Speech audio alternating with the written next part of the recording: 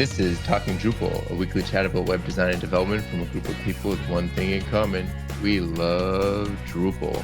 This is episode 366, Schema.org Blueprints module. Welcome to Talking Drupal. Today we're talking about the Schema.org Blueprints module with Jacob Rockowitz. Jake is the maintainer of the web form module and has started experimenting with progressively decoupling Drupal using Schema.org. Jake, welcome to the show, and thank you for joining us. Thanks. I'm Nick Laughlin, founder at Enlightened Development, and today my co-hosts are, as usual, John Picozzi, Solutions Architect at EPAM. Hey, everyone. I have a short, funny story to share with everybody because I went to the supermarket this past weekend and walking down the veggie aisle and pull my list out on my phone because we use Apple Notes to share a shopping list. And I'm looking, and then I look up and I see a guy, and I'm like, hey, that guy looks like Steve Cross. So I stare at him a little longer, and I go, that guy's Steve Cross. And he looks up at me and then looks back down at his phone, looking at his list. And then he looks up at me again and stares at me for like 10 seconds and goes, oh, hey, what's up? And we had a nice conversation about shopping lists. Talking Drupal live from the grocery store. Yeah, exactly. Yep. So I was using Apple as a shopping list tool, but apparently Amazon's assistant, I'm not going to say it because mine will go off, it's right there, has a shopping list tool, which I thought was pretty cool. So I recently switched to that. But I just thought it was funny because typically we don't necessarily always see each other, even though we live pretty close. Anyway, I digress. Also joining us in the guest host slot is Tim Lennon, CTO of the Drupal Association. Welcome to the show. Hey, thanks for having me again. I'm glad to be here after missing one of my weeks. Unfortunately, as you can tell from my background, I'm not in fact in Prague. This is the same home office that I'm usually in. I came down with COVID last week and could not make my flight, but I'm doing my best to hang out with all the folks at DrupalCon right now, virtually, and hopefully some people can enjoy this podcast on their way home or something like that. Everybody traveling back from the con. Yeah, I was looking forward to see what comes out of DrupalCon. Sorry you couldn't make it. I'm glad you could join us again, though. Glad you're feeling better too. I mean, yeah. I'm glad people are able to get over this quicker. About 85-90%. It's I'm very grateful for medical science and new boosters and all that stuff. If you haven't gotten your bivalent booster yet, listeners, please do. I'm actually going to write it down. It's quick and easy, folks. As my New York list of things to do. As somebody who got his booster and his flu shot at once, like super easy. Didn't get sick, which is a plus, and now I'm covered. So okay, so moving on to module of the week. So we have a new module of the week coming from Jake, the flex field module. You want to tell us a little bit about that? Yeah, you put the description in. It defines a flex field type that lets you create simple inline multiple value fields without having to use entity references. So it's like a field collection or paragraphs, but it's really simple. It's like you're like, these are the values I want to collect. And it does create a full database table. It creates one table for the field, and then each value gets its own column. Yep. So it's structured nicely to the database. And for me, the use case is I really need to start collecting like configuration data versus like content data. And you just want something that stores key value pairs. When I say configuration data, and this kind of leads to decoupling and schema, is like you have your data, like your content. But then whether you want the page to be blue, red, yellow, hide this field, show a large image, align the image left to right, which is really aligning images left to right is irrelevant to most people. It's only for the person doing the configuration. I kind of want to figure out like a field that could just store that data in one place. And it's really simple. I want to emphasize in JSON API, you just get key values. And Nick, you pulled out, there's some other modules that are doing that too. Yeah, well, so there's quick two of the modules. First, I'm sorry. Sure. These different these sort of different inline multiple values can be like you can put your own parameters around these. You can still make them like, hey, here are valid values. You can do validation. You could say what types of values can go in these. Minimally in a lot of these. Yeah. I'm really throwing that out there. A lot of them are very minimal, and in some ways I look at them like if you were talking about like React and doing headless, it's like attributes, name value Okay. pairs, and that's it.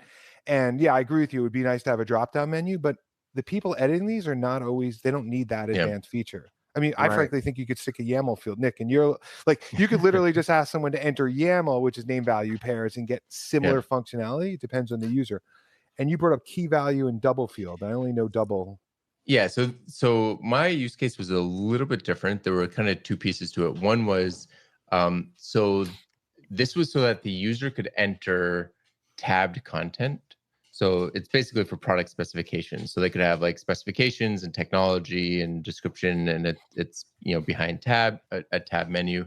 But the label could change sometimes. So that needed to be user configurable.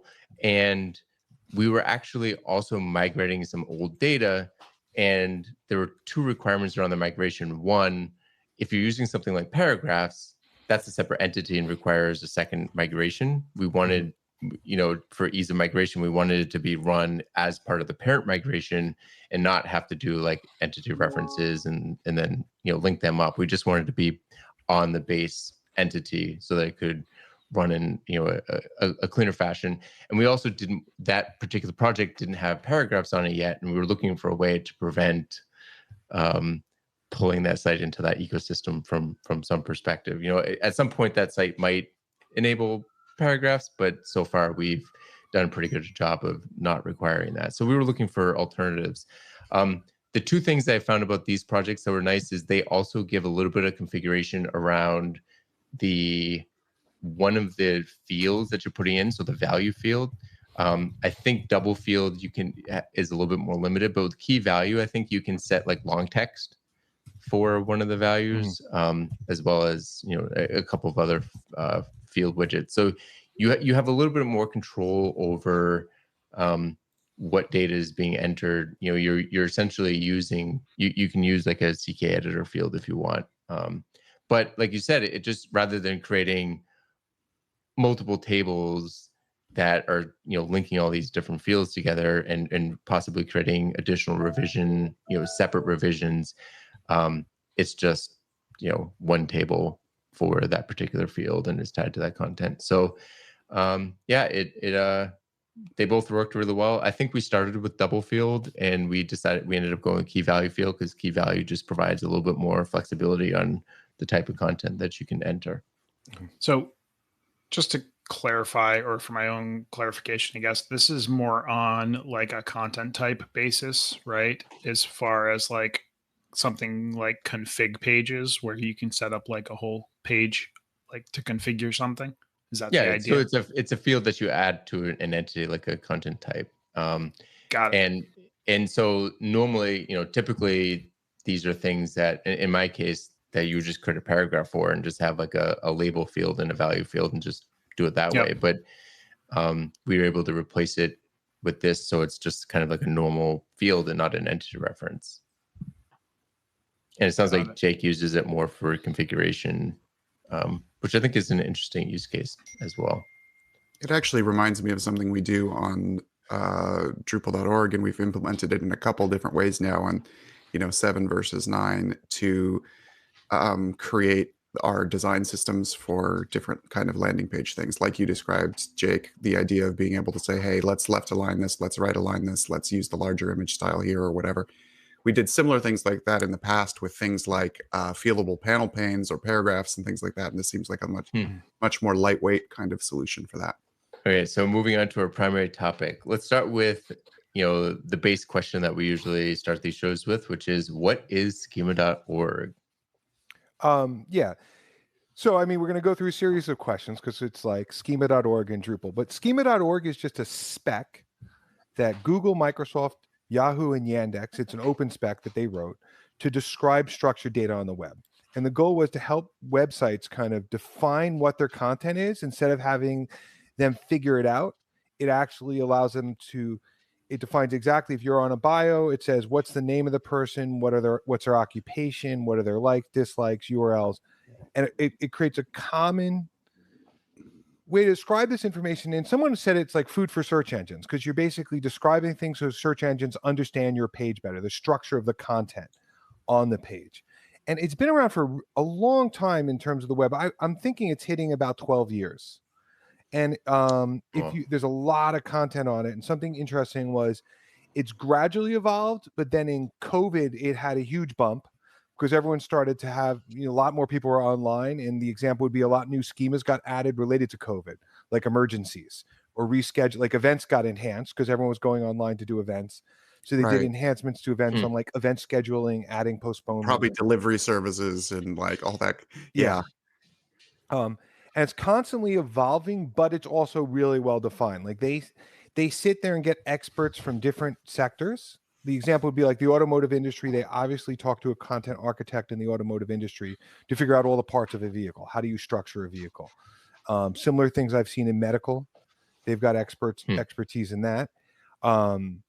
One way I look at it is it usually defines 80% of the content I've seen on any website can have a schema that matches up. And then every website has their snowflake or custom data, which would be the remaining 20% that frankly hasn't made into the schema spec, because it's also extendable. So these things, people are extending schema, adding new specs to it's types and properties. I want to be clear. Type is an object. I'm defining a car. A property would be wheel size.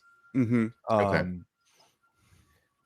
Is there any other notes you guys can think of on schema that have you used schema? That would be a great question on your project. I have used schema actually very recently. So the project that I've been talking about for the last about year with the native web components, as a design system, there were two components in particular that we use schema.org heavily, and that was a podcast, like an audio podcast.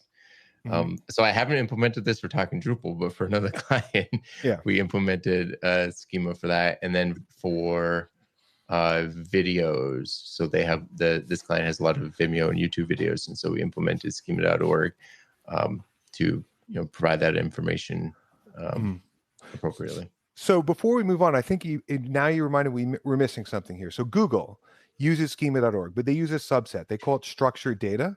And Nick, you brought up like podcasts and things in Google. The clearest implementation I could describe to someone of schema.org on Google is if you search for recipes, you'll get a beautiful carousel in your search results of like recommended recipes. And that data is completely driven off of schema. So Google has a like in their search engine tools, they have a website. What's the structured data we use? What do we do with it? And if you have a recipe and you put the schema in, Google will index it and display it in a special way. So my first question, because I saw the recipe use case on schema.org, my question is, does that schema account for like the 3,000 word essay that people that write recipes online are required to put before the actual recipe? Like back in 1992, when I was a simple farmer, does the schema.org account for that and like cut that piece out on the results? Is that kind of the purpose? Well, the purpose is you're giving the recipes have lots of different, like you could give a full description, a short description, they break it up. I mean, let's put it this way. Google takes that data and then applies probably their machine learning and a lot of tools to figure out that it's valid, that no one's cramming the information in. I mean, the goal is not to have large streaming bodies of text in your schema. It's the person looking for the meatball recipe doesn't need to hear about how you ate them every Sunday at your grandma's house. They just want the recipe on how to make them. Yeah, although I mean it's interesting, and we'll probably get into this more later. But I'm just looking at chocolate chip cookie recipes because I'm a glutton, and one of the things to note about these beautiful, as you say, these sort of card displays that they generate is. They've chosen, and I assume it's a choice, they've chosen to primarily focus on an ingredient list, a star rating, a source link, and like the time that the recipe says, which means I assume they're selecting certain properties from the schema for a recipe that have been implemented, but they're probably not choosing to select others, right? Presumably, people who want to be out here on Google still want folks to click through and get their hits on their recipe advertising and all that kind of stuff too. Well, there's two parts of that. The data scientists at Google are analyzing schema across the web to be like, people are using these properties and they're using them well. Right. And that's really a powerful thing, because that's how Google's making really intelligent decisions on what's really available for them. And Right. ingredients is the easiest one. It's text, an array. Everyone's using it exactly the same. And Schema is so flexible.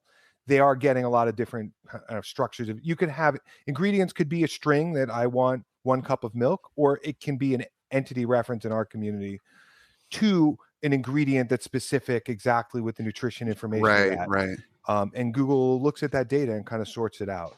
The other one to throw it out, because I think it really helps when we move forward to progressive like decoupling, is FAQs. That's a huge one, because if you have FAQ schema markup, it's more than search results.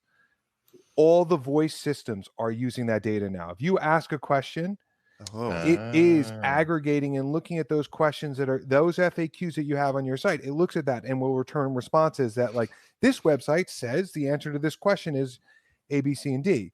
And that's amazingly powerful. I mean, that shows you that potential of having that structured data on your site. I see a gamification of virtual assistants coming soon. JohnPicosi.com says.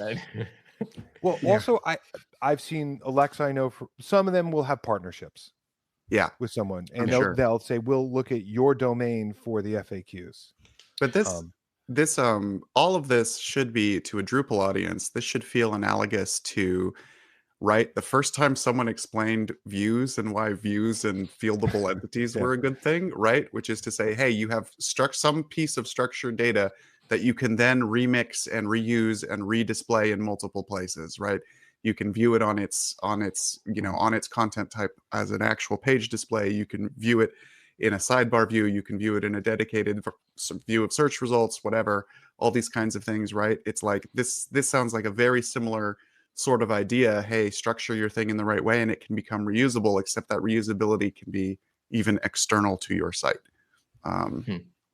Yeah. And I think you have to define reusability there a little bit, right? So, like,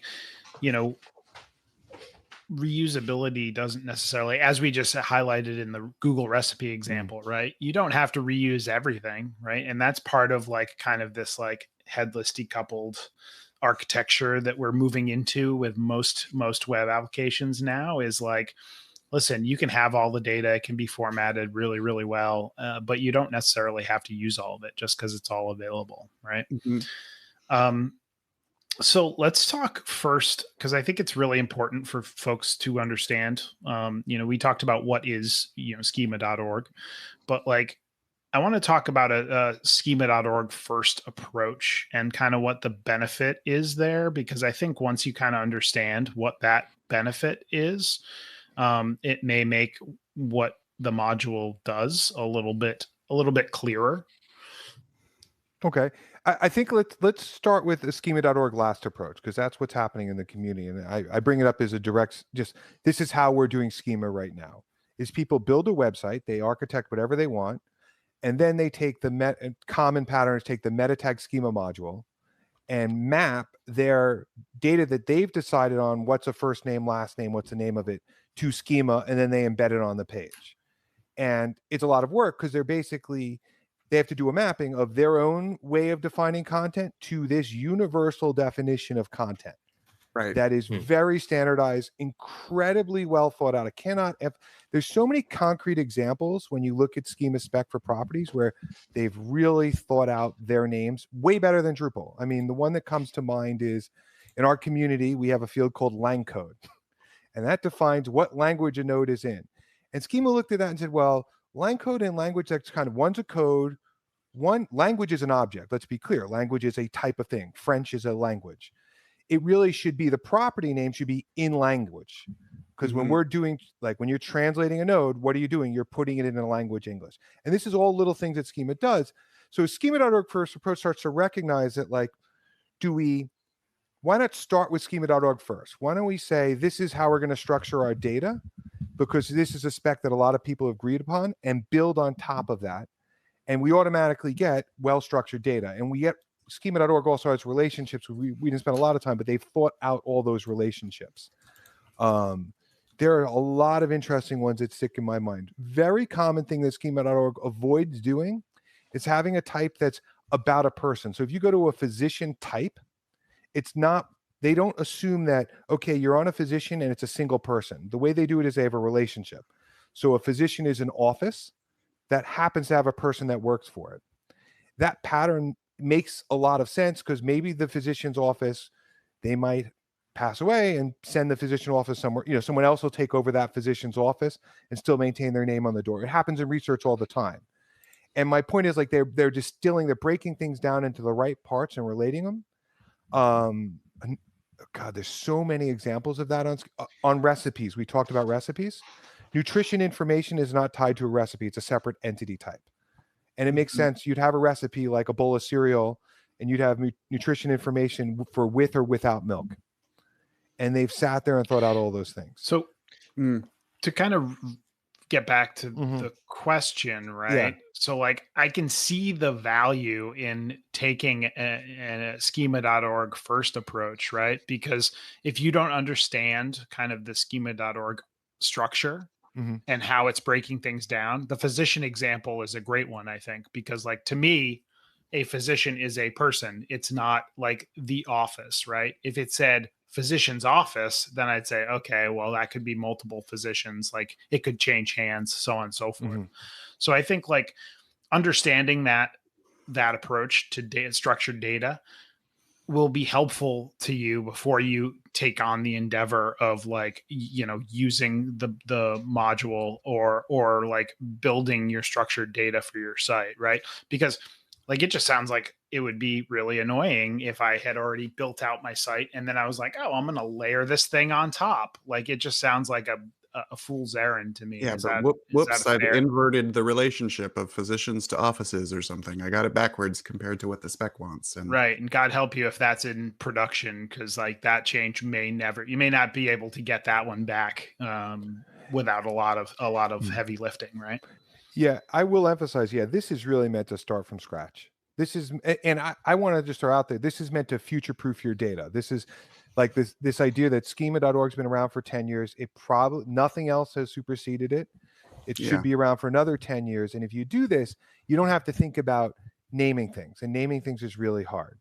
And like another very minuscule concrete example is, obviously in the US, we'll put first name and last name for a bio. But in Schema, you store the given name and family name because that's more universal and international. Right. And frankly, in an API, it should be given name and family name because you don't want to assume all your API consumers are Americans. Yeah. Now, I'm thinking if you do have an existing property, you probably could do the work to do some translation here, even though it would be a lot easier if you could start from scratch. I'm just thinking about, frankly, right now I'm thinking about Drupal.org and Drupal.org content types and the way we define things and whether we use a schema extension to this or there's an existing spec that would work for the equivalent of software releases or project pages or all those sorts of things. And certainly our documentation and your earlier example about FAQs makes me think there's things we can implement. And on software project page, there's a software project page with a relationship. Like the example is they have a software project page with a relationship to a software download entity type. So they've sorted out that relationship and it makes it a lot easier for you to, and just to be clear, if you use this and your data is structured that way, people understand it. The best one is restaurants are using it heavily. If you see menus appearing on a lot of sites, it's partially because a restaurant has schema markup to describe their menu. Right. So that's why you can get it fed into Yelp or fed into Google results or whatever, and not have to actually go download a JPEG or PDF menu like it used to be. Yeah. It wouldn't be JPEG or PDF; it'd be Word. But anyway, so if I'm understanding this correctly, this is kind of like, so the age-old discussion has always been blobs versus chunks, right? Do you just have a giant block of text, or do you have like structured data? And Drupal has always the Drupal community generally has fallen on the structured data side. It sounds like schema.org is saying like, we are 100% saying it should be structured data, but it's taking it to the next level and saying, not only should it be structured, this is how you structure your data if you want us to look at it and work with it. So it's an opinionated representation of how you should structure your data to match other people doing similar things. Yeah. And Drupal offers the tools to really build rich structured data in many, many different ways in different use cases. Because I just want to throw out there's different schema is very, very flexible. You can have a restaurant just say the name of the restaurant, the address, and that's it. Or you can have a restaurant that says this is the name of the restaurant. Here's the menus, here's the store hours, here's the owner information. And Drupal can support all those scenarios, all those relationships. And you can, we have the content authoring tools to do that. So this is kind of a leading question, to be honest, because you've alluded to a variety of potential use cases here. But I think, we've been talking a lot about search results. So is the primary use case, the primary benefit, just kind of a search engine optimization thing? Hey, this is how I make sure my recipe site shows up in that carousel? Or is there more to it than that? I say absolutely not. I think SEO was like what started 10 years ago, and Google is definitely doing it. But if you take the example, like machine learning and understanding data, that's not SEO. Like voice is not SEO. To have your data in a way that voice can understand it is huge. There's another example because the spiel on the schema.org website, which I don't have memorized yet, I'm getting close. It's for web pages, email, and anything and beyond. And the email example is so email's not SEO. Let's just be clear. Why would you put schema in an email? The exact spec, they have a spec, and it's a really interesting one that people are not heavily using. We're definitely not using it in the Drupal community. They have an action spec. That's not an action, meaning I'm on a web page and here's the action I could take on the web page. So for example, if I landed on a homepage and I could buy a t-shirt, in the schema markup, there'd be the action is purchase, and what you could purchase is a t-shirt, and you could say that on the homepage. And that's not SEO. That's kind of giving guidance to machines coming in. And with the email one, you can say in schema, and people are doing it now, when you go open up a Gmail, like in Gmail, you open up and says, would you like to unsubscribe, subscribe, where they have little helpful links, or even the event appears. A lot of that's driven off a schema, because people in the email message could say, here's the link to unsubscribe, and Google doesn't have to figure it out. It's right there. It's well structured. So they're definitely thinking much bigger than SEO. Right. In theory, this is more like, it's not quite like you said earlier, it's not quite an API definition, but it's almost an API definition for interoperability. It's at least a data model definition for interoperability. Yes. Yeah. And it's interesting when you get to APIs. Yeah, it's a common language, right? Yeah. So like it may not be like 100% your API structure, but it's at least an understood common language to say like, hey, we're using schema.org, if they have version whatever. And like, then you can say, okay, I know that a recipe is going to have a nutritional component, or, a physician is going to have a doctor associated with it, or a person associated with it. Right. Yeah. And we're not looking at schema right now, but everything has a property name and a description, like a verbose, detailed description of every single property, and then the possible relationships. And that's really helpful for an API. I just got to emphasize, no one wants to go to an API with no idea what the properties mean. Right. And schema takes the guesswork out of that. And if you read family name, it very clear. It says certain countries will use last name, and other countries will use this for the full name. And there's alternate name field, and some people, they say this can be used for your middle name. And I mean, who doesn't want to cut down on the amount of documentation they have to write? It's already done for you, right? Yeah. So let's bring this back to Drupal then. What is the schema.org blueprints module? So for the past 2 years, there's a bunch of blog posts that we'll have in the notes where I was like, what if we did this schema.org first approach and said, and I just want to be clear, ignore the module for a second. What if when I started building a site and I was defining my content models, I looked at schema.org and copied that over into my site? Meaning I had to create a person. I'm going to go into the user profile. And I'm going to start adding first and last name, but I'm going to look at schema.org, and guess what? It says use family name and given name. I'm going to use that spec. I'm going to do that. That's how I'm going to think about my data, so I don't have to reinvent a wheel. You can totally do that now to start, but what the schema.org blueprints module does, it says, well, why don't we automate some of that? Why don't we bring schema.org into Drupal so Drupal understands the entire spec, and then when I go to create a person, I can pull properties from schema and use those as starting points. And that's it's like one way to put it, schema.org, if you were thinking about forms, becomes like a question bank, like possible fields that you'd want to add to a person, and you can check those off. And the module does a lot of the heavy lifting of figuring out what's the right field type. For example, if you do a telephone number, if you say I want to put a telephone number, telephone is the name of the property, on a person, if you have the telephone module enabled, it'll say you want to create a telephone field. And then it'll store the mapping. The module has a very simple config map. It's like a schema.org mapping config entity that literally stores what's the field name in Drupal and what's the property in schema.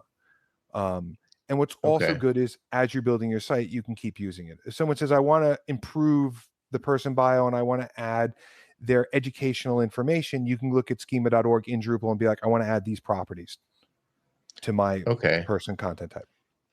And it will it create those fields in the back end for you? And everything. There's an everything here, because like originally it started out where it was creating there's this diagram where I'm like, I see this module as like a foundation. Structured data is the foundation of your website. And then on top of your structured data, you start building out things like your APIs, your JSON LD, even as simple as you've said what the structured data is for a person, but now you have to build a node edit form so that someone can edit that person. The module has a lot of sub-modules so that when you say, I want to add an entity reference field, it will create the content type, like it'll create the person.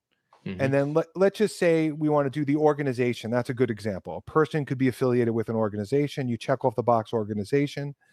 It will create the entity reference field, figure out if you have an organization content type that's mapped to schema created on your site. It'll build a relationship, so it sets up the field, but then it also goes into the node edit form and says, okay, there's an entity reference. What's the baseline configuration that makes sense for this entity reference field? And a concrete example is if you had content browser or enhancements to entity references, it figures those out, and you enable, there's like a schema.org content browser module. It will create a nice, pretty entity reference field or inline entity form. It'll also set up default display. So it's kind of like scaffolding out your site. And one important thing is you click and say, I want this, it scaffolds it, and then it doesn't control anything. It really like sets someone up with a good starting, a pristine content type, but then they can go in and make little adjustments. They could, adjust the entity reference behavior, if you're using autocomplete, how that works. Interesting. So yeah, I will say, and we'll have this in the show notes. Jacob has a couple of videos that show you kind of how to use this, and one of which is like creating a podcast, and it makes so much more sense. Not only like what schema.org does, but what the module helps you do after you watch that video. That you can really see the power in being able to just kind of like drop the module in and start creating content types with a bunch of fields that kind of map back to that data model. It's funny because as you talk about this, Jake, it sort of makes me think people have thrown around the idea on several occasions of shipping configuration or sort of opt-in configuration to sort of pre-scaffold the website. It's not dissimilar to what's been in the sort of distributions idea, or perhaps in the new like recipes idea that's going on, or this whole concept of, well, why is it that every time someone is building a blog content type, they're sort of starting from the beginning and making the decision again, what fields belong on that? Does it have an author? Does it have a posted date? Does it have all these sorts of things? And it's like, okay, let's go to a single source of truth for the decisions on what should be in that structured data, and let it do it for us. And then, like you said, sort of add the 20% on top of it that might be unique to our use case. This has already happened in the Drupal community. So we have the Umami demo, which is a restaurant website. It's a restaurant, right? Or no, recipe magazine. Recipe magazine. So if you look through the issue queue, you'll see when they decided on that architecture for that recipe content type, it was clear they were like, we're going to use schema. We're not going to invent the wheel. And the field names align with schema almost one-to-one. But they did make their own little nuances, and it's not clear cut that this is mapped to schema when you get there. No one knows that other than the people who worked on it. And yeah, I agree with you. There's a bunch of like person, place, organization, event, like the primary content types in schema or the types. Every site needs those, and then they add different levels of specificity. And I see a huge opportunity there. And then I see and John, I feel like this is like this EPAM pitch, and I'll call out your company. It's like if you were pitching to a client, an airline, and you're like, we are going to build you a brilliant website that we understand your data perfectly. You can actually have a content architect go into Schema and be like, okay, just review this and tell me what properties make sense for most airline sites. And you could scaffold out an entire CMS for them where it could say, here's a flight, here's the ticket numbers, here's the content, and Schema is at that level of detail. Because think about it, search engines want that information. I got to emphasize, they really, really, really want your flight information. I mean, that's the whole Google thing of what flights are going on.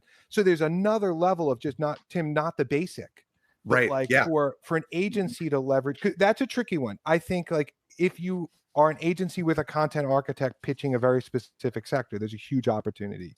Right. So like you say, it's not just the basics. It's also hey, in some ways it's sort of a shortcut to, I don't want to say to expertise, but it is a little bit of a shortcut to content architecture, the way you're describing, because because you can go to that company, that airline or whoever, and say, not only can we build you something that has these cool whiz bang features and, hey, have you heard of views and all this kind of stuff, but what you're saying is, and it's all structured exactly according to making your data available in flight trackers in Google and in all these things that they know they want without maybe even being able to express they want them. Yeah, I mean, I could see the power of being able to walk into a pitch and show a POC that's like, hey, look at all this structured content, and like, here's the API output, and like, here's all your flight data that you need, right? I mean, like, it also helps you, like, it's not really a shortcut here, but it helps you also see a lot of the future-proofing things that you might need to consider, whether or not you actually need them. For example, podcast season, like seasons, things like that. Like, our podcast doesn't do seasons, but if you're building a site for a client and you don't think about that, that could be something that really could throw a wrench in the works if you have to implement that later. But looking at schema.org, you'd be like, oh, that becomes a question that you can make sure that you ask and account for. Yeah, I was going to say that discovery. That's one of those things where you're like, hey, I don't know anything about X industry, right? But if I go to schema.org, I can quickly understand at least what their structured data might look like and be able to ask those questions, or at least maybe impress them that I know a little bit more than maybe the average person when in that, pre-sales activity or before discovery or something like that. Well, I want to be clear. I think we can impress them on Drupal can do this and no one else can. Yeah. I don't know anywhere else that they're doing this level of data structuring. And it's really hard. Like, I've worked on other CMSs, and frankly, it was becoming there's a cost savings. I just got to emphasize, if you start from scratch and you sit there, you can't go into a presentation and be like, I'm going to create 20 content types with 100 fields and all that stuff and do it in a day or in a few minutes. Yes. And most other CMSs, you're still starting from scratch. Or, Tim, it's that pattern of you get a starter. Right. Yeah. But it doesn't, you can't do a starter for every single industry that Drupal is used in.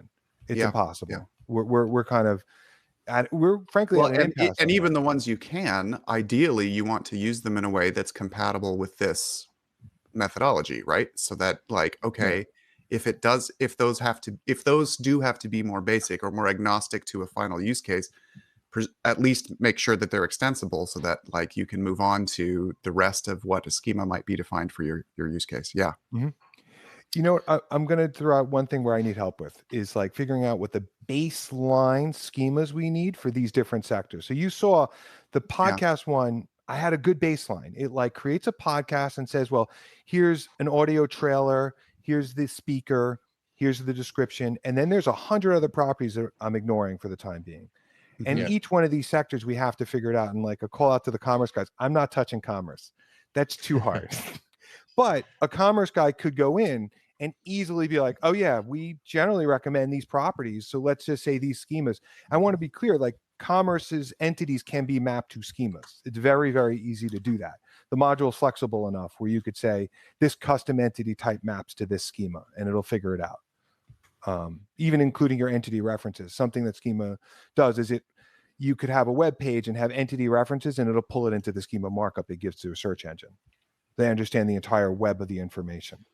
So I may have missed this, or it may not have been clear to me. So the schema.org blueprints module is not like automatically ingesting the schema.org specs and allowing you to create content based on it. Like there has to be like some sort of conversion or some sort of work in the module in order to have that kind of automatic content type creation. No. The core module goes like, I actually am including the CSV from schema.org. I just did not want to create a whole download system. It's an open spec. So there's a data directory with 2 CSV files. One's types, one's properties. It stores all the relationships. It's very clean. Schema.org basically offers their data in a ton of different formats. Just to be clear, RDF, and I don't want to go too far. By the way, I'm not an expert at this stuff. RDF is like rich definition format, and it's a way to define relationships and data.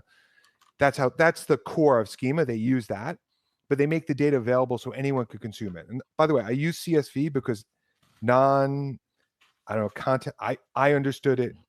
Very junior people can understand it, and it brings that data in. So in Drupal, we get tables with this data, and then you're getting into the maintaining the module, but I broke it down to a lot of sub modules. So there's a report module that shows that data in Drupal. And then there's a UI module that allows you to do the schema.org mapping. Someone recently asked me a great question. Well, what's really required to get your site running? Very, very, very little. Like you could use it, build your content types out, and then turn off the module. If you really didn't want to put the data out. So even the JSON LD, which is that's the information we give to search engines, that's a module because it's not a requirement of the concept here. You don't need that SEO. If you're not, you might be building an internal system that you just want well-structured data. So you'd install the core module, the report to make your life easier in the UI.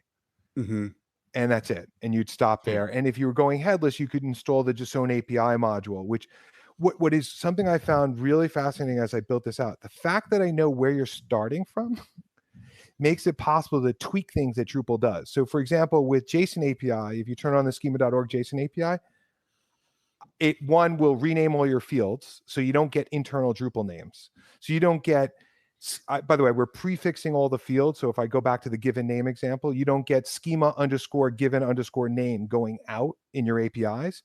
You get given name.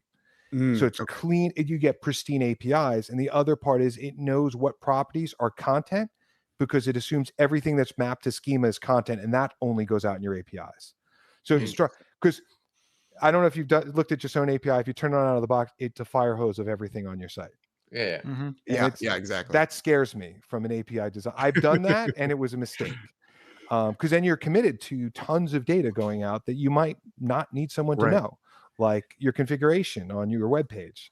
Even internally, just by knowing that you've been implementing schema.org, you can now make more opinionated decisions with the JSON API enablement to make this a little better. With JSON API, there's a little text field in configuration to say, these are the properties internal to Drupal that I want exposed in my API.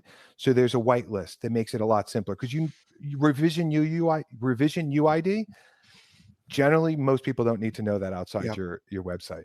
And it's just, so it's like these layers. By the way, there's a lot of modules because I'm trying to layer things and add functionality. And it also makes it more maintainable because they're small. Right. Yeah. Little features. How would we've talked a lot about like potential use cases and potential benefits in terms of visibility to search, to voice, to things that rely on structured data models, machine learning. But what would your most sort of fundamental pitch be to why someone would use schema.org blueprints module in their next project or for their next website build? You're making me have to go to the project page and just read it. I mean, and actually there's a fourth one, but when I did it, there was like 3 immediate goals of structured data, SEO, and APIs. Because that feels like when I was building out all this extra functionality, those things stood out a lot, that you want structured data. That leads to APIs. And the SEO is this decoupling challenges. If we decouple and break our front end from our back end, we could take an SEO hit. But if you have perfect just own LD data, you don't take that SEO hit. Right. With that, as I was doing it out, I saw these benefits of standardizing. So standardizing just makes it easier for us to understand our website. It makes it less thinking. Your teams understand that everything's coming from the same place. And I think it also, when you start standardizing, you make it simpler. It's just simpler to, it removes the challenge of naming things and relating things. Your relationships Your are coming decision from tree doesn't live in the content architect's head anymore. I Yeah. mean, even if they documented it well, there's now a canonical reference for this stuff. Mm-hmm. And all of this leads to acceleration. I mean, in these demos, I am building things that take for me to build out a content architecture from scratch of like event, person, place, organization would take a solid day of clicking around, and it's done in a few seconds. You just click and it just starts generating and scaffolding. I want to emphasize something about that scaffolding is it's meant to, you could scaffold, look at the result, have your content architect say, wait, I want to change this. I need these properties, tear it down, and then rescaffold it. And so you get a huge amount of acceleration. Just and frankly, the fourth one someone pointed out is you save money. It's a blunt statement. You're saving time and resources. Even with your clients, you're saving back and forth on the content architecture if you get them to agree to this. Well, and across clients, you are now having more similarity in the patterns of what you're building if you have similar clients from, absolutely.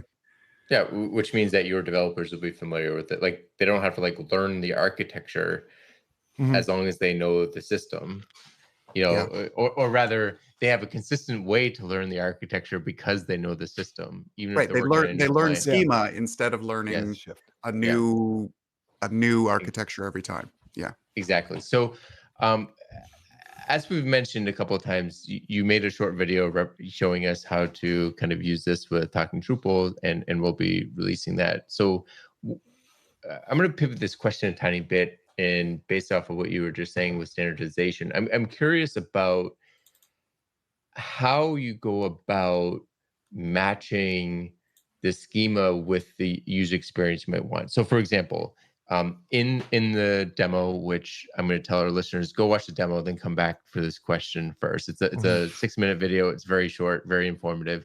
But as we mentioned, schema.org with podcasts has season, it has podcasts, it has season, it has episodes. And when you use the system to build that up, it creates that tree. There's a season entity. You edit that entity, and then there's an entity reference to create episodes in that. Now, on a show like Talking Drupal, like I said, we don't use seasons. So if I were to edit that page, this would be the 366th episode in that tree, which would be fairly painful probably to manage. And also we have a lot more data than the example had. We have probably 20 or 30 fields that we fill out. Once you've created that structure, how much effort is there or flexibility is there to kind of massage that actual experience for the editors, or is it just like once you create this structure, you're locked into how schema.org expects it to be? No, I mean, keep in mind when you do something that's out of the box, that's just assumptions. It's like an assumption of a starting point. Like that's probably not the right way to say it, but it's just a starting point. Because Nick, you would go in and be like, wait, we don't have seasons. We have a series. We have a podcast series with episodes. And the out of the box experience recommends, if you have inline entity forms, to use inline entity forms, which is just like you could edit each episode. 313 episodes would crash your site. So you'd have to look at that experience and be like, wait, we need to tweak this. And you can do all those adjustments in Drupal. So, I mean, really the goal, I think it's an iterative process. You'd see what you get out of the box. You'd read the spec. And I want to emphasize the spec is very clear when you go to podcast that you can have seasons or you don't have to have seasons. Okay. Like schema.org has definitely had that discussion. The discussion we're having here is not a new discussion. They've sorted that out. They figured that out. Even with, they even figured out the pattern for TV shows. I mean, TV shows clearly have seasons. So they kind of have they have the same exact pattern for TV shows. And I bet you most TV shows do that pattern with seasons and podcasts don't. Yeah, does that help answer the question? I know it's a lot to process. Like you've got to do it, figure out what's going on, change it, and adjust. So I guess the next question then is, does it tie in with things like views? Like if you're saying, or is it like more an entity level? Like if we create an episode content type and we have a series entity, you're tying those together, it's going to create that relationship on the output automatically because it exists in Drupal, right? Entity reference. It's an entity reference, so it's structured data. Yeah. I think when you bring up views, the idea is you would layer your views on top of this. You're getting this well-structured data, and then you leverage Drupal's tools to express that. I think in advanced user experiences, there's a challenge. That's why decoupling kind of starts coming in. Is like there's a challenge. Yeah. What's the user experience for that?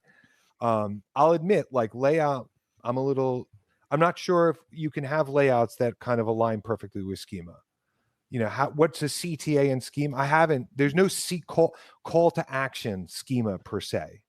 Yeah. There's web components, and they're still trying to work that out. But frankly, we all agree we want well-structured, like most sites need some foundation. 60% of it is structured data, and then the other ones are landing pages. So it seems like this is something where you could, right, use this module to define kind of your structured data as far as like, we'll go back to the podcast example because it's top of mind. Actually, let's go to the recipe example because that one's a pretty good one, right? So like you have structured data for your recipe, you have structured data maybe for your nutritional facts, right? You have structured data for your recipe authors, right? So those are like maybe 3 content types. They all have their structured data. They're all kind of referenced to each other. But then when it comes to maybe like the marketing pages for that, right? You come away from structured data and it's more of like, hey, if you want to entity reference to that recipe or that author or that thing, you can do that through, this flexible template content type or something to that effect, right? So is that kind of the idea? Somewhat. I mean, I did experiment. There's a schema.org embed module. So if you were on that landing page and you embedded a recipe in the body, like you literally have like body text, and we're not getting into it, you embed a recipe or even a media entity like a video, the module will figure out, it's great. The embed module embeds XML tags that says, here's the UUID of this asset that I have inside my markup. And the schema.org module for JSON LD will figure that out and be like, oh, let's also include that as a reference on this. In the schema, in the data you're giving to search engines, you're literally saying, well, there's also a reference to this recipe on the page. Yeah. So there's like some compromise. I mean, a great example is schema.org definitely has a web page spec, and some of the subtypes, one's a contact page. It is, I can't emphasize, everyone should do that on their site, is make sure on their contact page, the schema says it's a contact page. That literally will allow Google to take that contact page and promote it up in search results. They'll know exactly, like it helps drive that little carousel, when you get that search result and they give you like helpful extra links. Right. All those things. If you didn't get phone calls about your car's warranty expiring, add that schema to your website. You sure will. And it does circle back to an interesting one is I can't tell you 100% that Google is using your contact page schema to figure out that result. But if more and more people start using it, Google will analyze and start seeing that pattern. Yeah. I certainly get the feeling that you're making the job a lot easier for them to decide can we get the relevant data? So, right. I'm sure that they have a complicated pachinko machine that goes, first, let's look for structured data in the schema.org format and see if that gives us what we need. Then they're like, okay, well, let's scan for something that looks formatted like an email address or phone number or whatever. Right. Like, yeah. So sorry, there's something that's come up in my mind a couple of times as we've been talking through this, and that is, what about caching and performance? Because it sounds like you can be pulling in way more relationships with some of these things than you might see on your front end. Like, again, going back to the podcast one, it sounds like you're generally creating a schema for every single podcast whatsoever based on those relationships, which would be 300 something podcasts. Is that Is that something you have to worry about? Is that something you've had to consider? We have to sort that out. I'll admit, like when you go to the podcast landing page, it will pull in relationships to all those other things. Now, keep in mind, Schema has a great spec. I don't have to pull in those relationships. Actually, I might have fixed it. This is something I'm just going back and forth on. You don't have to pull in those relationships. You can put the URL in. You could say, here's episode. You could have podcast episodes and URLs, 322 URLs pointing to those individual podcasts. And then the spec is that they would figure that out. The challenges for media entities, we don't expose media of image in media. It doesn't have a web page. So you're going to have to pull that in. So if you have a carousel of 40 images, it pulls in. Everything's cacheable. And it's a challenge in Drupal. I just got to say that. Caching. Yeah. I will. You have the next question goes into, well, if your data gets too complex, what happens? I mean, like, I'll throw out the most complex schema that I think has the most value, and we just have to suck it up, is like, there's a how-to schema. It is broken down into, so you could define how to do something, like how to, in my line of work, healthcare, how to change a bandage. And you can break down each step with references to group it. Like every minuscule step can be broken down into individual entities. That's a lot of work, but it's perfectly structured data and two benefits. One, you can create an amazing, rich user experience because someone could have a carousel that they're moving through. And frankly, in voice, it's incredible because you've broken down each step. A voice device could say, you could say, tell me how to change a bandage. They say step 1, blah, blah, blah. And step 2. And you say, wait, go back to step 1. Right. And it's this perfect. So I feel like we have to rise to the challenge here. And if Drupal has problems with managing the structure, we need to just improve the systems. Yeah. Yeah. And it's not like that's a new problem necessarily, right? We can already create complex nested entity references, and we do it all the time, and then have to come up with the right pagination or the right caching schemas or both to make that happen. So it's just this may be a factory for those kinds of problems. So we just need to have a good understanding of how to fix those.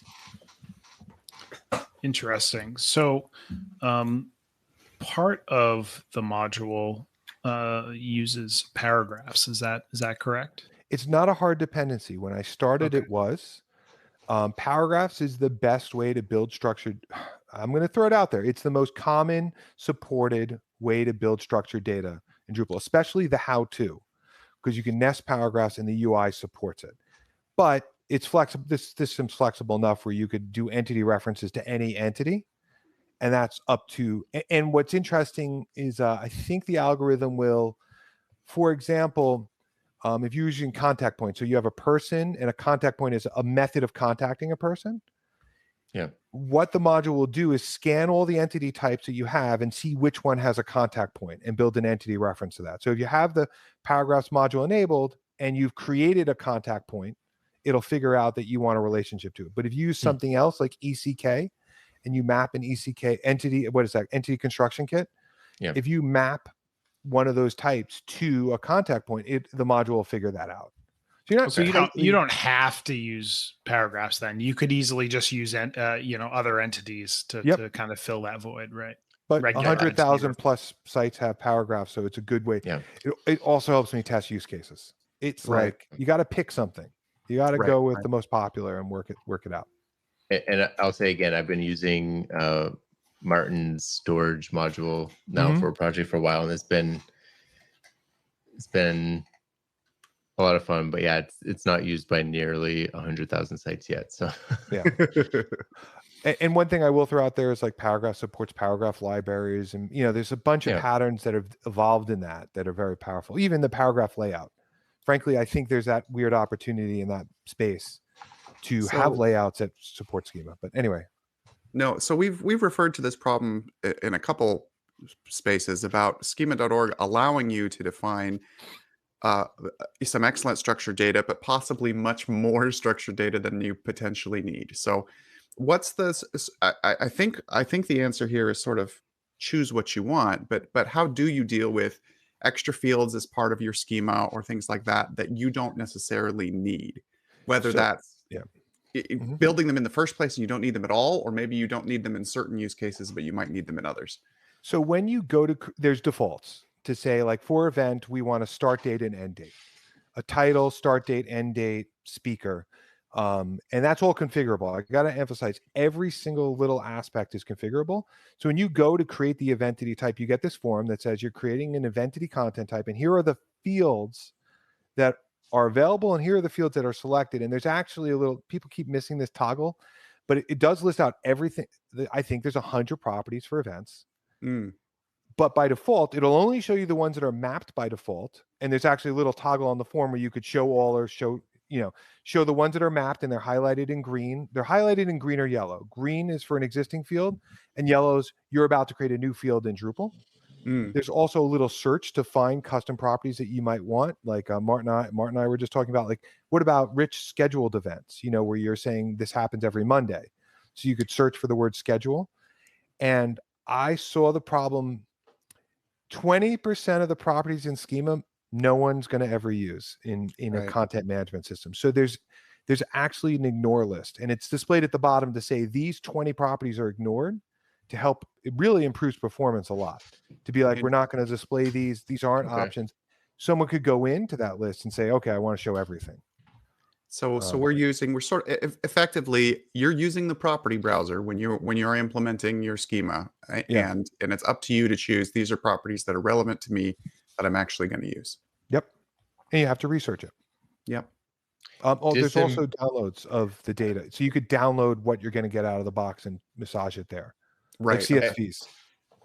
I just have to say, by the way, as we've been talking about these, I've just been on schema.org and looking at the particular ones we're talking about. And I have to say, you're right about how careful they are about them. Like, for example, in events, there's a sub event and super event. So that's something that many times we call them parent-children events, or primary, secondary, or whatever. But super and sub event makes clear sense. But there's also ones like they're just so funny to me, like disambiguating description, which I'm sure is useful in some case, but it also it's just an interesting property. I'm not using that by default, but it does show they saw the scenario. When I said language, you can have, like, there's certain words, certain terms that mean this. Like, you might have a web page where, and the language might not be the best one, but you might have 2 pages with the same title and they need to be different things. And disambiguating description helps to kind of separate those out. And that. And what's great is you can actually look that up. I just love that detail in the like, you can be like, schema disambiguating description, go to GitHub and see why they even created it. And it could have been a mistake too, and they own it. They will not delete properties. I've seen that really clearly. They'll supersede it, sometimes deprecate, but it's very rare. Oh, interesting. And the example that they give too is they have examples for these too, which is helpful. The example they have here is George Bush, the 41st president of the United States, is the father of George W. Bush, the 43rd president of the United States, which is, that's a very clear instance of why you would use it. Yep. So how do you handle fields that you need that don't exist in schema.org? I guess there's 2 questions there. One is, because obviously you can just create the field. But I guess the follow-on question is, what happens when schema.org updates your particular schema and you have fields that previously weren't? How do you tie them in to the schema or modify them? It sounds like they don't actually remove stuff, so unless it's very extreme. But how do you deal with updates to the schema system? That to be determined. I'm not sure. Like, no one's gone into production. I haven't. And how we do those updates. I mean, definitely one thing to say, ready, if a field's missing, this is an open spec and you can get involved and have that field added to the spec. And the spec is extendable. We haven't really sorted out how we're going to do that. I mean, the one problem is I wouldn't extend the spec and then expose that new custom data to Google, because it's going to consider it invalid because it doesn't understand it. But schema is an extendable system. And I, by the way, I think in our community, this is going to be that opportunity for the content architects, especially at agencies, to get more involved and to pose those questions. And Martin and I were working on events. There's a way to take smart date and make that exposed to schema, which is incredibly powerful, because you could literally say this event repeats every Thursday. but that spec is pending. So we're like experimenting with it, but technically you can't use it. Okay. And so hopefully, we can push it forward, and say, hey, it's working really well. So as you're working on pushing this forward and hoping to get more people involved and more organizations and also presumably sort of more individual contributors, what's your approach here to building and maintaining this module moving forward? I mean, there's a short-term and long-term approach. The short-term is to I haven't tagged and even an alpha so that I can just make commits and changes as I need. Yeah. And 20% of the code has been ripped out. And it's like I posted like my first post and actually call out to Moshe Weitzman. I was using taxonomy heavily to organize schemas. And he's like, taxonomy seems a little heavy. And I thought about it for a day or two. And I was like, he's totally right. It's unnecessary. It's unnecessary complexity. And I tore out taxonomy is not a hard dependency of the module. It has very few hard dependencies. And in that alpha state, it's really helpful to be able to make those decisions. And frankly, I'm working on something that's like the foundation for a website, and it's hard to imagine. The only way it could be stable is it builds an entire enterprise website. Yeah. Like, interesting. Right? You can't, and it has to build a specific enterprise website, like a sector specific, like a healthcare website, an airline, or something, so that we push it through. It's funny because before it launches that website, the guys that built it remove it, so that way it's doesn't necessarily have to be there at launch, right? The only other thing I'll add is there's a lot of like there's a rich demo. When people see me doing a demo, there's like a demo suite for this module where, and frankly, it's kind of tying to what we're doing with recipes or starter kits. It's meant just to give you like a perfect, if the goal is to have this as a foundation for a great website, you kind of have to build the great website and show that in action. Right. In alpha, I can leave code like that in, but at some point that's got to be moved out. It's got to be what's the core functionality. I'm also supporting Next.js and decoupling, and I feel like that might have to move out, especially if it needs to move at a different pace. So, but it's a lot of small modules. I've learned my lesson here with web forms. He's like, so it's going to be a schema ecosystem rather than a schema mono repo, or it might still be a mono repo, but the components you're choosing to use. And how it's structured. There's small little modules with lots of test coverage. So if someone's like, I don't like the JSON LD output, they just need to go to that module space, which only has like 10 files, to understand what's going on. It makes it a lot more maintainable for me. Interesting. I had features that were part of the core, like schema.org.module file, and I worked really hard to pull each one out into their own submodules. And one other thing is that exercise improve the API significantly, because I was able to take core functionality and move it out. That means I had to figure out, are my APIs correct? Right. Okay. Can you alter the right data in the right way, and does it make sense? Interesting. Yep. So what is the roadmap for release? When do you think you'll have a stable or an alpha or beta or a full release? I'm hoping toward the beginning of next year to do an alpha. I'm not going to commit to a stable for a long time. It's until like it's actually used and it seems clear. Because also, it would be like I stopped doing. There's a lull. Like I'm still, if I stop doing updates, that means it's kind of stable. If people aren't filing major bugs, we're kind of getting to that point. I am happy with the state of the APIs because I've done so much hard work in refactoring. Like I've torn out code. I've lots of changes in the UI. I am keeping track. We'll get to documentation. There's a roadmap. There's a list of things that I'm working on. I mean, something that I haven't even started thinking about. If I'm saying this is a new way to build a website, there's got to be a migration path from your old website to the new website. Like I've got to explore that, and there might be an opportunity because we know what the destination is, more than just the destination's Drupal. The destination schema.org. So there's patterns that we can pull into there. I haven't even started on that stuff. So not to go down a rabbit hole here, but like obviously this makes sense if you're starting to build a new website. It makes sense, at least to me, if you have a website and you're adding new structured data to it, right? As a way to like add that structured data following schema.org. the area you kind of just talked about is that middle ground where you have an existing website and you want to kind of move your existing content types to a schema.org structure, right? Mm-hmm. So you ultimately then would like maybe have something where you have like old content type, new content type, and then some sort of migration script to move that stuff, or some sort of mapping to move that stuff. One question that then leads to, right? If I'm looking to use Schema Blueprints module, but it doesn't have a stable release, do you recommend that? As far as like, if I'm getting ready to start a new website, eventually that website's going to go to production. Like, can I use your module as a starting point there, and then, as you said throughout the show, like remove it before launch, or maybe just keep it in a dev environment? Like, are those all good ideas? I think you have to be a developer to understand some of the inner workings of it, but there's only one config entity that you must, like, you could literally like take your mapping config entity, which is really simple. It just says, in Drupal, I have an event and it's mapped to the schema.org event, and here's the fields and here's the properties and the mapping. That one entity type, that configuration file, you're going to want to pull out when you do updates and bring it back in, and it won't break anything. And then you're a little new, like, the problem I need the flexibility is if I need to move configuration around or rename it, I need that flexibility. So someone just has to, I will be very responsible once it has any release between the release notes to say when configuration's getting moved.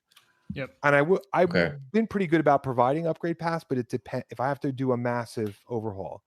But so it's easy. It's easy as like doing the update and then just looking at kind of the diff before you commit it to say like, oh, I blew away this file. I don't want to make that change because it's gonna break something, right? Which is what you should be doing anyway when you're upgrading modules. Of course. Yeah. Except for the 9.3 update when there were 5,000 files updated. Yeah. I think people could start using it and experimenting with it. And if you make a commitment, you just have to be like, we're using open source. By the way, there's a pitch here to a client. This approach saves you 25% of the time that I'm going to bill X amount of dollars. We're going to have to take that dollars and shift it to helping support the module a little bit. Yeah. And the argument wins out because you're saying this is the initial you're not going to get this huge 25% initial savings, but you get long-term savings that keep going on, especially for a large, like if you're talking a lot, like a pharmaceutical site doing 200 websites, the savings exponential. Because when they bring on a new thing, like any new thing, they don't have to reinvent the wheel. It's already there. Yeah, they're already working to this as a specification, doing its job as a specification. Yeah. So that seems like one way that people could certainly help out, is actually trying to use this stuff and then going back to the issue queue with you and providing support as they run into issues, or getting their clients to help support it and things like that. What about schema.org itself? Do you know if folks can contribute to that or provide feedback to the specification? How is that maintained on an ongoing basis? It's on GitHub. Okay. There's some great place for imposter syndrome because there's some really, really, really, really smart people. If you see some of these architects talking about what they're doing with schema, like I have a lot of articles and references, and the guy from Yandex, which is like Russia's search engine, was talking about their strategy, and it's like brilliant what they're thinking about. At the same time, it's an open community. They have a mailing list. They have a GitHub repo. I finally got the courage to post my first ticket in their GitHub repo because the CSV is missing basically the reference to what is pending in the spec. It's just a minor bug, and it was easy to say, listen, this column's missing. I know it should be here because you have it's in the data, the other downloads. They've already fixed it, by the way. Yeah. they pushed up a fix for that issue 20 hours ago. Really? Wow. Yeah. But one thing, like, and we're not talking about documentation, but on the project page, I have links to documentation. I actually did this checklist. And it's very funny. I read the Checklist Manifesto, which is like this great book about the importance of checklists when you're doing complex things. And something I realized when I was reading the book is like, this module is going to require a lot of different roles to build it. You're going to need content architects. You're going to need site builders. You're going to need developers. You're going to need your content authors in there. And each one of those people can contribute different things. I think content architects can contribute to schema.org heavily. I think that is a huge, it is, if you want to stand out as a Drupal agency, that's the opportunity to get involved in that spec, to say, we're working with Google. I mean, literally, you're saying we're working with Google, Yahoo, and Microsoft to define structured data, and we're using it to build your website. Yeah, that's hard to beat that when it comes to, hey, we've got some authority here to speak on your needs. Yeah. Yep.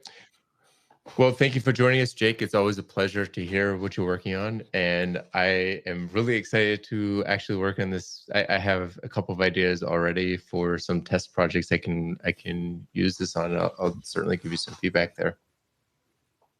Great. I try it out. Definitely will. Yeah. I'm thinking about. Oh, you could get me on Drupal.org in a second. You could get me.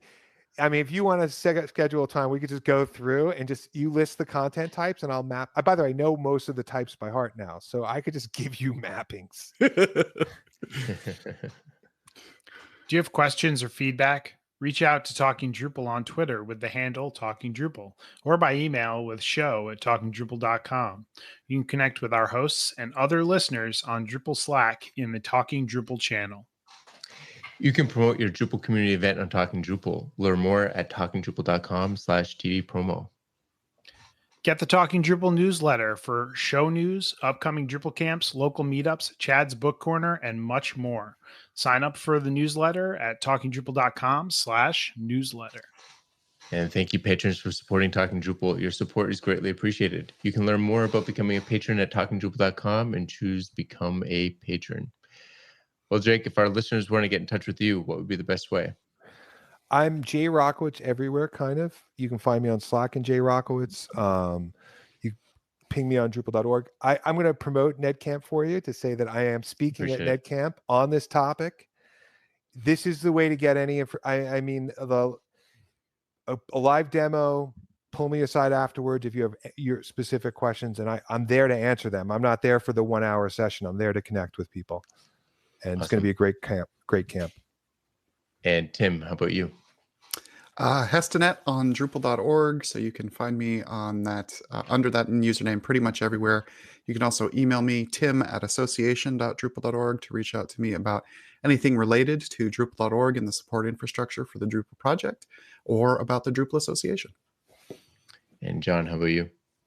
I'm John Picozzi at John Picozzi on most of these social networks and Drupal.org. And you can find me or find out about EPAM at epam.com.